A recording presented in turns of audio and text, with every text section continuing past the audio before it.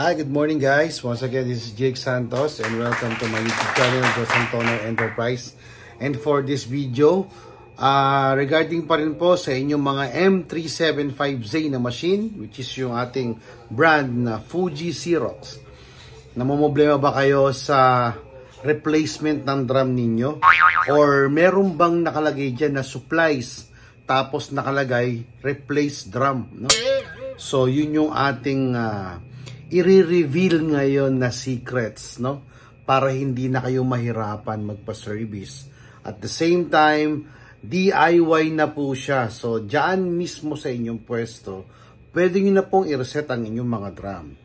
But also, kung sakasakaling kailangan nyo po ng mga supplies, toner ng ating mga M375 na Fuji Xerox, tumawag pa rin po kayo sa aming hotline at o kaya kontakin yung aming page, no? At pwede po namin kayong deliver ng drum, no? Pero for the meantime, let me just reveal the secrets on how to reset your drum. No, actually ang drum natin sa ating machine ay gauge lang po siya. So pwede po siyang i-reset kahit hindi po kayo nagpapalit ng drum. No? So pag nakita niyo po yung drum niyo na okay pa, pwede po nating i-reset. So now, I will reveal the secret. So okay, no, andito po tayo ngayon sa harapan ng isang M375 machine at susubukan natin tignan kung ano ba yung kanyang gauge or yung kanyang natitirang buhay, no, sa kanyang drum, no. So ito po yung pagtingin kung paano po natin malalaman kung ilan na po yung gauge ng ating drum. So press lang po natin itong tools, no, yung sa taas, no, meron tools diyan, no. Okay, so hanapin po natin yung all settings. So after po niyan, press po natin guys, atin pong i-scroll down, no? Ayan, no? So hanapin po natin yung machine info. Then after that, we press the parts live. So this time, nakikita nyo po, no? 14% po yung ating drum.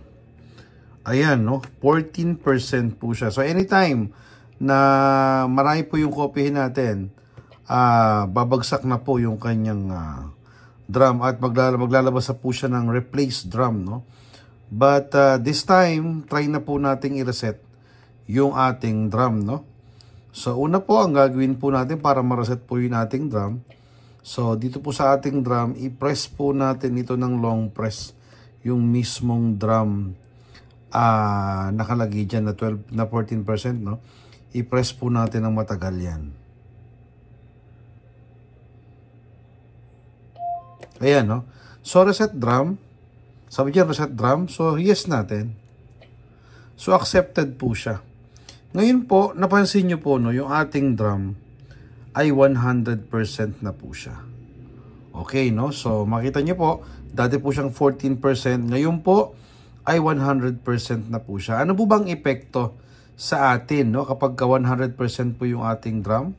So ang speed po ng pagpo-photocopy o yung release ng paper niya ay normal, no, kasi po during the time na 14% yan at pababa ng pababa yung ating gauge ng drum until such time na maging 0% na po siya or 1%, napakabagal na po ng takbo ng ating makina. Kung before, nakakapag-photocopy kayo ng 40 print or 40 copies per minute, kapag ka 1% na lang po yung drum, siguro mga nasa around 20 na lang, 20 copies per minute na lang po siya. So, makakatulong po ito para po bumilis ulit yung production natin, no, sa ating mga pagpapapotocopy, no. So, yun. Subukan po natin tignan ulit, no. So, paano po yung pagtingin? So, in your normal screen panel, no. So, press nyo lang po yung tools sa taas. Then, after that, press nyo yung all settings. Then, hanapin nyo po, scroll down nyo, hanapin nyo po yung machine info. So, ang machine info po, yung parts live po sa baba, i-press nyo po siya. Doon nyo po makikita yung mga consumables po, kung ilang percent na po sila. So, sa drum po is 100%, sa fuser po is 66%, laser unit is 66%, then PF kit po is 50%, then yung PF kit 1 94% po siya. Okay po. So sa ibang consumables po, hindi po natin po pwedeng gawin yan. No, hindi po siya po pwedeng may reset sa pamamagitan po ng long press.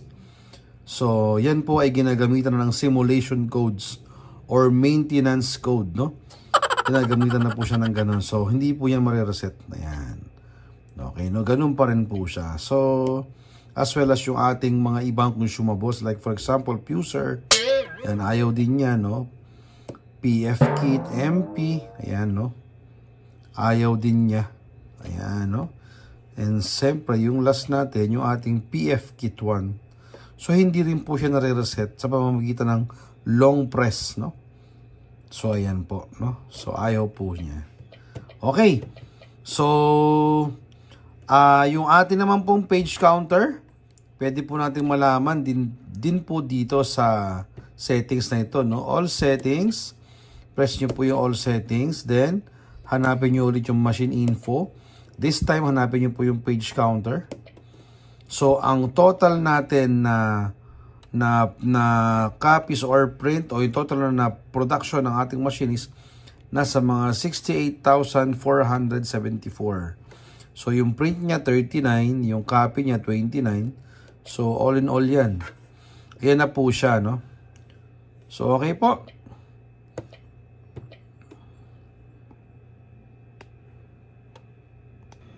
Okay, so isa na naman pong secret ang ating na-reveal sa ating vlog ngayon, no? So, ang expertise po natin ay naipamahagi na po natin sa inyo. So, hindi na po natin kailangan basta-basta magpa-service sa mga hindi natin trusted na mga technicians. So, aware po tayo na kapag ka po hindi natin kakilala ang technician, so it might cause another damage to our machine. So, kaya po natin ginagawa ito para po kayo ay matuto na.